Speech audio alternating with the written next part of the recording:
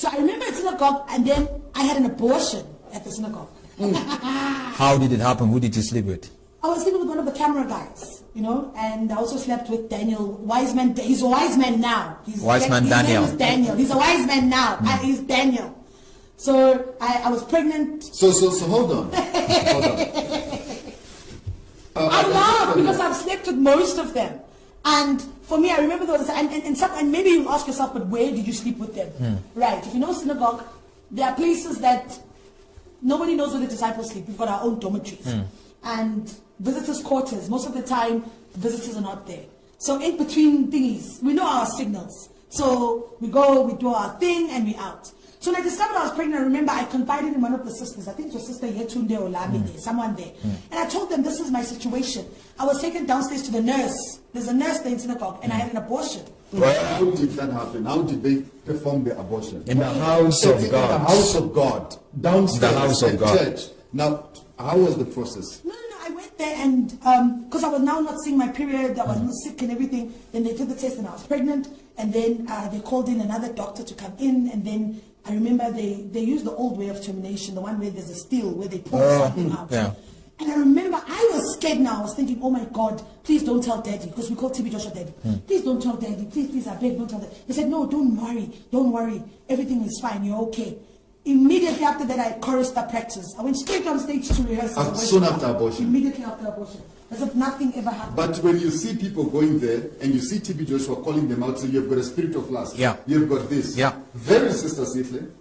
She's seen him on the altar. Right in the house. Right in the house. Yeah. Some of the sisters that I stayed with at synagogue don't have wombs. These were sisters that would confide in me and tell me. Because I was worried to say, I'm having an abortion in the church. I'm going to be in trouble. And they were like, don't worry. Don't worry. It will be okay. After all, you are given to the church. You need to be, you are given. Because I was told I was supposed to stay there for a very long time. Yeah. You know? And for me, it was a way of life where you see, disciples don't get married. If disciples do get married, you kind of get ostracized out of the church. Yeah. Yes. I've got a friend, her name is Angela. She was the first white disciple to stay at the synagogue. So she got married at the church, and then she also saw things and she subsequently left. She wants nothing to do or hear or say about Synagogue Church of All Nations. She left. And me being there, I'm very vocal and I always ask. So every time at night we have disciple meetings. Now at this disciple meeting, that's when we learn the language. We learn the speech, we learn the behavior, we learn what to say, what not to do. That is why when visitors come, for example, when visitors come, most of them will say, TB Joshua's disciples are rude, they are cruel, they have no hearts, they are bullies and everything like that. But the main thing is, we told what to do, what not to do, and what not. And the most amazing thing is, you are assigned. For example, if they say there's a special group coming from South Africa, you are assigned to this group, you must be in charge of them. There are certain visitors, some visitors don't come to the dining hall. Some visitors don't come to the dining hall because everyone sits in a normal dining hall. Yeah. Some visitors, you are assigned to go issue and give them their food in their rooms, be it breakfast, lunch, or supper. They just don't come to the dining hall. Females are attached to male.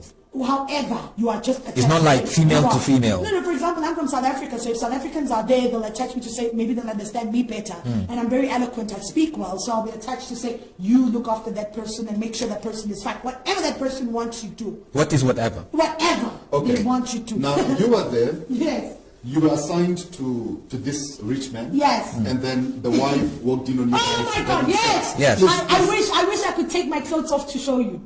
So I think my parents remember this because I was flown in from synagogue because my buttocks, like the left and the right, have burn marks, right? I was burnt with hot water.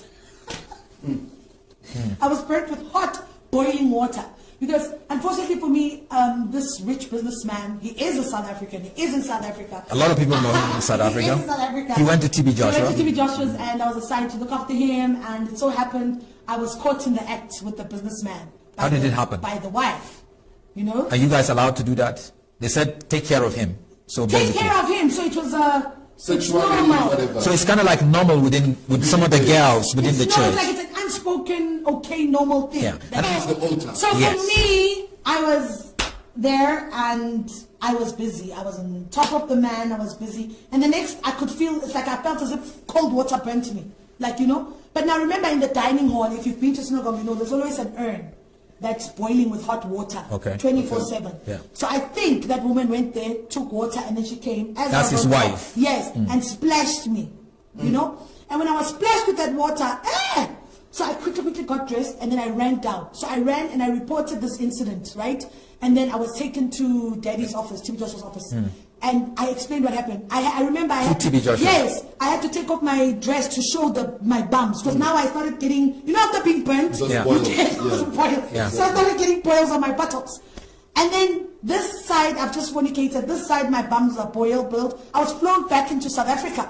So I flew back to South Africa, and I remember I was taken to one of the private clinics here because I had 3rd-degree burns. And when I was released from the private hospital, I had to go home to heal. So if my mom and my siblings can remember this, I would walk around the house naked because I couldn't, it needed to be exposed to cold air because Yeah. it would damage Heal. itself and Yeah. do whatever. And every time I was told, when you're asked what happened, you must say, you were walking past the urn and the tap of the urn burst and the water burnt you. That was my that was the story. narrative they gave That you. was the narrative of my What story. did TB Joshua say to you when you met him in the office and you were showing him your buttocks? When I showed him, he said, hey, bring it down. And then I had to bring it down. And then they spoke Yoruba that I didn't understand. Yeah. And then the next thing I was told to go out. Then I was called back in again. Then I was told, Sister Sikle, you are flying out to South Africa. Go pack your bag. So the very next day I was flown out to South Africa. Because remember now, he must contain this wealthy businessman Yeah. who's funding, just And bringing the lots of scandal. money. Yeah. So to them, they were told that I was chased. Because I was caught Yeah, in the act. you forced yourself or But for something. me, I knew that I had to go get better. And after I got better from my healings of my buttocks, I went back Okay. to synagogue. Because I stayed, I think, for about a week or two. Then I flew back to synagogue and I was there at synagogue. You know, and I remember Jabu Thongwani from Joyous Celebration. Yeah. He came to synagogue with his crew. And when he saw me, he's like, what are you doing here? As beautiful as you are, a South African, what are you doing here? And I kind of briefed him. I said to him, Jabu, I want to go back home. I'm not happy here. He's like, so why aren't you going home? And I'm like, but I can't. You don't Because remember, understand. He wouldn't understand. And I can't really talk much. I'm like, I can't because my passport, when you get there, your passport and everything stays in the Yeah. office. I'm like, my passport and everything is there. They but take- I want, they take it yes, away intentionally. Yes. And I'm like, but I want to go home. And I remember Jabu, he was there because he was shooting, him and Joyous, a few members of Joyous Celebration. They were shooting the song, God's time is the best time. So Jabu kept on saying to me, something is wrong with this church. You need to leave. And I'm like, I wish I could leave, but I couldn't. So now I think some of the disciples saw that I was continuously talking to Jabu and the Joyous Celebration members. Then I was reported at the office. Then I was told I'm no longer allowed to be seen with them. I was assigned to a different group. That's when I bolted out. And I remember TB Joshua was walking to his room. So his bedroom is right at the end of the church. End. So he sleeps alone there. And I followed him up and I He was... sleeps alone with his wife? No. Disciples are at one level floor and then the wife is on a different level floor. They don't sleep together in the same. He's alone, right at the top end of the church. So I was following, running up to say, because now I want to go back to South Africa. I don't like being here. Because I remember Jabu Thongwani saying, you now look like a Nigerian, even your English, everything. And I'm like, I want to go home. I don't want this anymore. Hey, so now I'm when I want something, I want something. You know, so I think I kind of provoked or pissed him off and the next thing. I don't know what happened.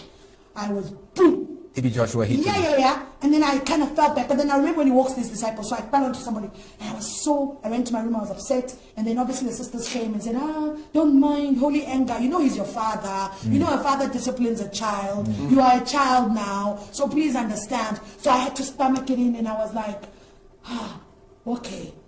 All right, fine. But I still wanted to go home. Right. You know, then we were taken to the prayer mountain.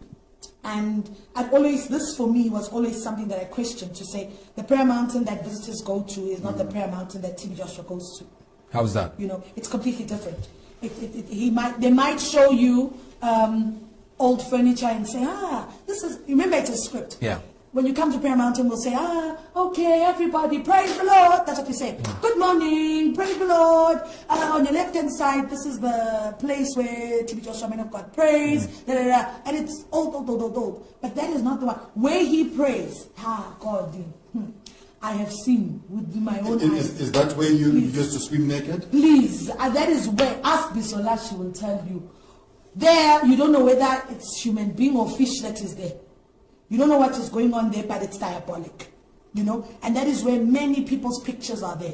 If the picture is not buried, the picture is Stuck to the, nailed to the tree. That is where everything happens.